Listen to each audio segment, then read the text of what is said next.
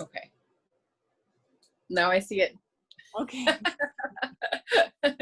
Just full disclosure, we started this interview and then I had forgotten recording it. So yeah, that happens. So I'm Kristin Catherwood. I'm the Director of Living Heritage for Heritage Saskatchewan, and I'm here talking to my good friend Louise today. And Louise is one of our community coordinators for the COVID-19 Culture Living Heritage Project, which documented stories from all across the province, from people just learning about how the pandemic affected their lives and if culture and heritage were part of how they coped. And all of the interviews collected are going to end up going into the provincial archive so that they serve as a record of this really unprecedented time in most of our lifetimes. So Louise, thanks so much for chatting with me today and for being part of this. And do you mind just telling us a little bit about who you are and where you're from? My name is Louise BigEagle, and I'm from Oshaman First Nations, and but I reside in Regina, and I'm a filmmaker and more concentrating on documentaries. But I also work for the city of Regina, and I've been with them for the past 8 years. Awesome. And yeah, Louise and I have worked together a couple of times doing documentation and also working on in the film, working on films together. So I knew that you'd be a perfect person for this, Louise, because of your experience doing that kind of work, doing interviews, and also because you know so many people throughout sort of the Treaty 4 territory of Southern Saskatchewan here. So can you tell us a little bit about the people you chose to interview? So you interviewed 5 people. I'll just quickly name them: Chief Brady Owatch, Chief Cadmus Delorme, Jennifer Dubois, Nicole Aiken, and Sharon Brabant. How did you choose who you interviewed, Louise? So the people I chose, basically, they're the head of their communities, or they're working within health departments. And also I wanted to, like with Jennifer, she's a business owner. So I wanted to see that perspective of someone who is affected in that way. And then like Nicole Aiken, she's a community researcher. So she works with a lot of communities. And of course, Chief Cadmus and Chief Brady, they're like right in the forefront. They have to deal with all these people, all taking care of their community. And so I just want to see what they're doing, how it's affecting them, and like how things are done. Right. Yeah. And so one of the questions that all the participants were asked was how, like the first question we asked was like, how did this pandemic, how did COVID-19 affect your life? And so if you don't mind, Louise, sharing with us how it has affected your life, and when you first heard about it, kind of what you thought, and then how it changed your daily life, if it did. Well, when I first heard about it, I was like, you're a bit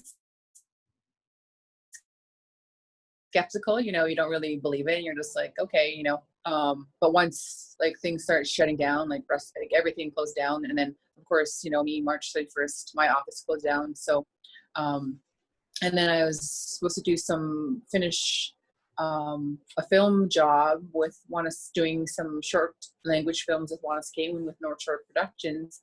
And I was literally preparing for that, that week that they made everything shut down. So that all stopped. So I, just that uncertainty of like, okay, after you're done, you're kind of like, okay, when's everything? When are you going to go back to normal? When things going to start up again? So since March 31st, I was basically at home, and then you're in isolation, and you're supposed to have visitors. They kept it to a limit of however many people. So someone as myself who lives alone, you just kind of you overthink a lot. It affects you in that kind of like mentally kind of ways. So you just have to find ways to keep yourself busy. And that's why I got cable. So good. And so in doing this project, which I think we started it in early June, through the process of doing these interviews, what surprised you the most from what you learned? So what surprised me the most, which I was the exact same way, is that we all came to the realize, like, everybody had the same basically answers, where we felt how life is so busy, right? We're so busy in life and consumed by things, our work, and this and that. We don't realize that we don't spend enough time with our loved ones, like whether it's your partner, your kids, or your mother, your father, your grandparents, whoever it is. And then you're grateful at the end that you were able to spend all this time with them and get to know your family again, and kind of like, yeah, you just get appreciation after. You're like, okay, I never realized that I didn't spend enough time with my family or kids. And so it was, everybody came out of it appreciation of being able to revive those relationships again with their families. Right. Yeah, I know that's certainly something that I've heard kind of across the board as well, that it kind of made everyone pause and remember what was really important to them, and Mm-hmm. being like that primary thing, right? Yeah. So that being said, and another question that I know you asked participants and that I'd like to ask you is, what lessons do you think might come out of this for the future? I mean, we're still not sure exactly, how long this is going to last in our lives or what's going to happen. But, Mm-hmm. do you think that there's anything that we can take out of this experience to help us kind of shape the future in a way that's positive for our communities? So what I've heard a lot is people came out of this, basically all of a sudden now everybody has gardens. Everybody learning how to garden, make their own gardens, being food, more foods, having more food sustainability. I think that would be the word. So growing gardens, doing canning, all that kind of stuff, going and learning how to pick for natural medicines. So all that stuff's being brought up again. And now I'm like, look, now everybody has a garden. So you're not relying, because, everybody was kind of, there's a shortage in things, and people also didn't want to go to the grocery store. So now everybody is able to have fresh fruit. You're not relying on like grocery stores and things like that. And you're prepared for the future for things like this. So something I think that is a good thing that came out of all of this, is that you're kind of going back to the old days, old things. You're not, and I think that's what a lot of people realize too, is that how reliant we are on a lot of things, whether it's like, and we're very lucky in terms of like being able to just go to the grocery store or go to the restaurant and so easily, or this and that, and a lot of things we take for granted, and you just come out of it more appreciation for things, like whether it's your family, or now that you have a garden sitting there, and like, oh geez, I don't know why I didn't grow a garden before, or like we do canning before, or this and that before, So I think that's a good thing that came out of all of this.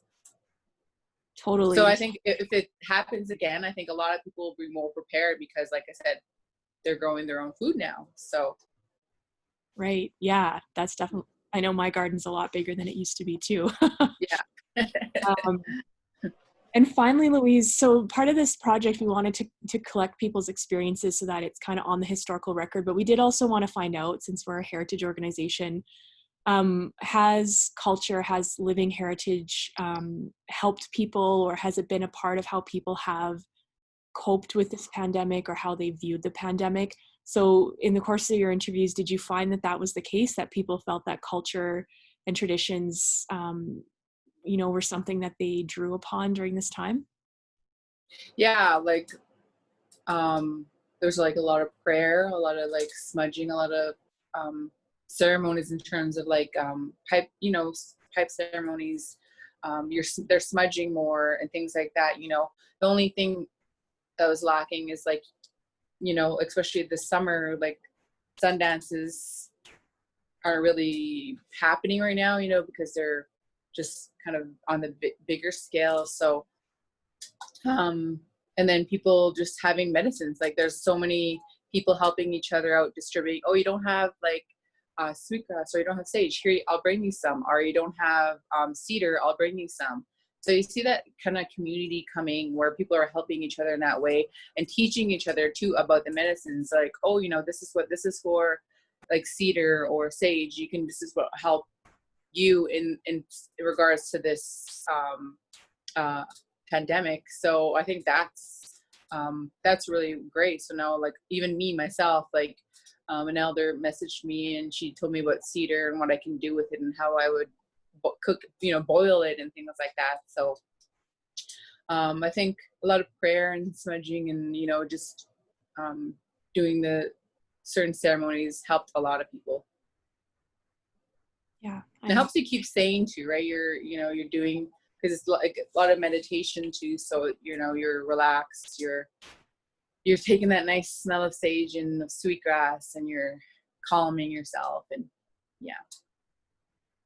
So what I'm hearing really is just how there's been sort of a pause for reflection and sort of taking stock of what's important and grounding ourselves in whatever the traditions may be for our particular backgrounds, and just finding because we have to, in a way, we can't go about our regular lives the way we have been. But yeah, it's really interesting the points you bring up about people turning to even traditional ways of growing food or preserving food, and as well as kind of Oh, I was just gonna say, and also the people bringing community back within each other. Like, everybody's like chipping in, everybody's helping each other. There's, whether it's people coming to the centers or volunteering to distribute food or to even make food, to go check on elders, this and that. So it's almost bringing that back again. So I really hope everybody sees this and it brings that back into communities, whether it's rural or urban. That's one of the things that I hope that stays. Wonderful.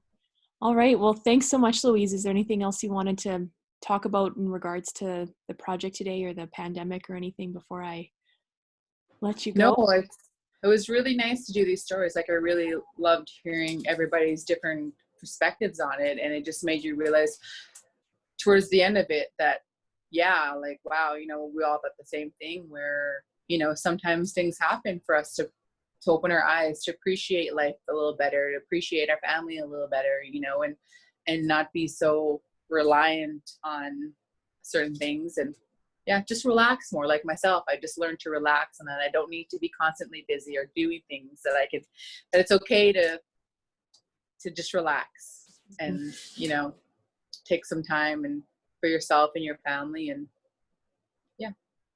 Wonderful. And I want to thank you guys for inviting me. Well, thanks so much for being involved. It was wonderful to have your perspective, and also the participants that you found and the stories that you collected. Such a contribution to this project, and thank you so much. And on the note of relaxation, we're talking on a Friday afternoon, so both of us, I hope, are going to have a nice relaxing weekend, and we'll talk soon. Thanks so much. Okay. Have a good weekend. Bye.